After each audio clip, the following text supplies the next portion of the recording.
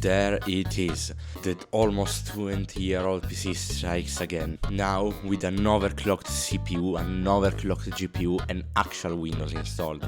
And I've even got a surprise upgrade at the end. We're gonna be upgrading its GPU to something else, a little bit more modern, but still kind of low end. Anyway, I don't even know how I managed to get Windows 10. Basically, I used the SSD from this PC into another PC, installed Windows 10 on that PC, then came back to this PC, plugged in the SSD, it did a couple of fixing things up, and boom, Windows 10 is now working on this machine, which good, very good, because I think the Proton compatibility layers was giving me a couple of problems last time with some of the games. I also discovered that you could actually overclock the CPU. It was just locked behind this strange cell menu in the BIOS.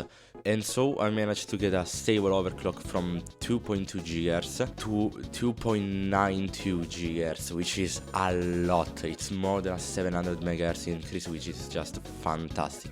And already the system was much smoother. Then I overclocked the GPU, the glorious GT210, from 520 MHz to 680 MHz on the core clocks, and on the memory clocks I could get it up from 600 MHz to 730 MHz. Yeah, this isn't that big on an overclock, but it still was useful in some cases. But now, let's go to the benchmarks. Well, I only tested Geekbench on the CPU, so stock was 245 points on single core and 406 points on multicore, while with the overclock it was 323 single core and 531 multicore, which is actually pretty good.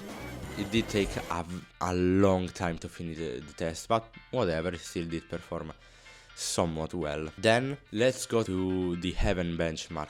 Now, this was done at a resolution of 800 by 600p, and stock I got around 18 FPS average with a minimum of 7 and a maximum of 29 even, at around 460 points.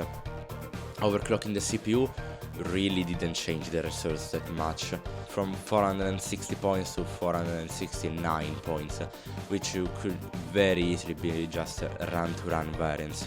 Then, overclocking the GT210 actually did bring some results. We went from 18 to 23 FPS average, still 7 FPS minimum, and 35 FPS maximum, with 579 points, which is actually not that bad at all.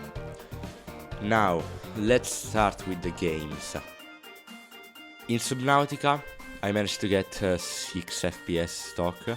It did go up to 9 with the CPU overclock, and then with 11 with the GPU overclock, but yeah, all of these are absolutely not playable. This was done at the absolute lowest settings, though it was rendering at the native 1280 by 1024, which is a kind of high resolution. Then Slime Rancher, which was instead rendering at 600p at the lowest settings, got 17 FPS in both stock and CPU overclock, and then got 23 with the GPU overclock, which made it not really playable, but like I guess 6-year-old me would have probably be happy with that, but well, 6-year-old me probably didn't know how to overclock a card. So I then tested Dome Keeper, which did surprisingly bad, because you will think a 2D game would run very good even on a very old car, on a very old system, but no, it ran 7 FPS stock, 8 FPS both with the CPU and the GPU overclocked, so basically nothing at all. I'm not sure if this may actually be a driver issue or some sort of update issue, because we're gonna see some interesting stuff later. I'm gonna talk about it a little bit more later. Then I tested Factorio Space Age, and stock it just took too long to load. I just didn't even bother. It was like 20 minutes or something, and I just closed it and went to overclock the CPU because I really wanted to do that. And when I overclocked the CPU, it actually gave us around 37 FPS or UPS in this case for Factorio. Overclocking the GT210, it remained basically the same at around 37 FPS/UPS, but it did feel a little bit smoother, like the 1% lows were higher, and so because of that I originally thought that the CPU was the issue. You know, Factory is a very CPU intensive game, so maybe that was the bottleneck, but we're gonna see some interesting results later. Also, I did test other games like FNAF, Celeste, and other games that I tested last time, and most of them ran great. They are very, very lightweight, so I mean, there's no reason they couldn't run. But now, for the moment you've all been waiting for. You've probably noticed it from the thumbnail, because I probably haven't bothered to put the GT210 inside of the PC. But we are upgrading the GPU. We are upgrading the GT210 to the incredible GT710. Now, a friend of mine gave this to me and I was just so excited to try this out. It's the legendary GPU that can't run anything. It was shitty in 2014 and it is still completely shit. But it was still way better than a GT210.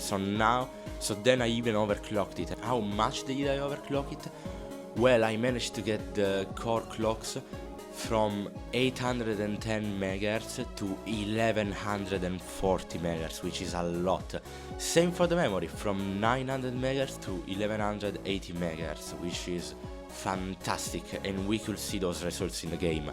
Even started at 45 FPS average with 1100 points with the stock GT710, and then went up to 60 FPS average and almost 1500 points, which is just amazing. Just out of curiosity, I then ran the test again, but at native resolution and even with 2x anti-aliasing, which made the scene look much better than it looked in the other test. And we could still do a 25 FPS average at 629 points, so we are still better than the overclocked GT210 at much higher settings. Now, Subnautica actually turned into a playable experience at 30 FPS, and then later at 45 FPS with the overclock. I then tested Subnautica with low graphics instead of the absolute lowest, which wasn't really that big of a difference in the visuals, but it did bring down the FPS from 45 to 30, so I'm not sure if this is actually worth it. Anyway, Slime Rancher ran great at 70 FPS for the stock and 76 FPS for the overclocked GT710. It was an amazing experience. We could even run it at native resolution in low settings instead of lowest for a stable 30 FPS if you like that kind of thing.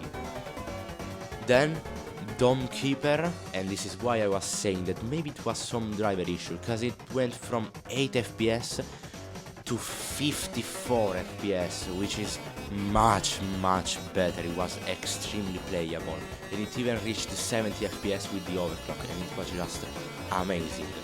Then, lastly, Factorio Space Age was actually already at a stable 60 FPS/UPS without even needing to overclock, and because the game is capped at that, I didn't even bother to test the overclock. So this shows that the CPU actually wasn't the bottleneck, it was actually the graphics card to be bottlenecking. Though it's kinda strange that the original overclock did nothing but make the experience a little bit smoother instead of actually having a higher FPS count. Anyway, this was amazing.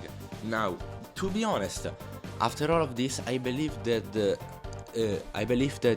nor the CPU nor the GPU are actually the bottleneck in this system. I do believe that the RAM is probably the main bottleneck. It's DDR2, it's 800 MHz, it was kind of unstable when I was overclocking the CPU, and it's also 2 different DIMMs, but most importantly, it's only 3 GB. If I could get my hands on something like an 8 GB pair for DDR2, that would already be much better, but for now, I'm probably not gonna touch this PC for a little bit of time. We've done absolutely everything we could. But something that would absolutely require more RAM would be making it something like a home server. That would be really cool. I've even tried it after recording the video, but yeah, with that low amount of RAM it really didn't work that well, unless you wanted something like a simple NAS box and that's it. But you know, it's extremely not efficient, so I wouldn't recommend it. Anyway, this was extremely fun. I finally got to make a sequel to the best video in the channel. Apparently it got 300 views, which was just incredible.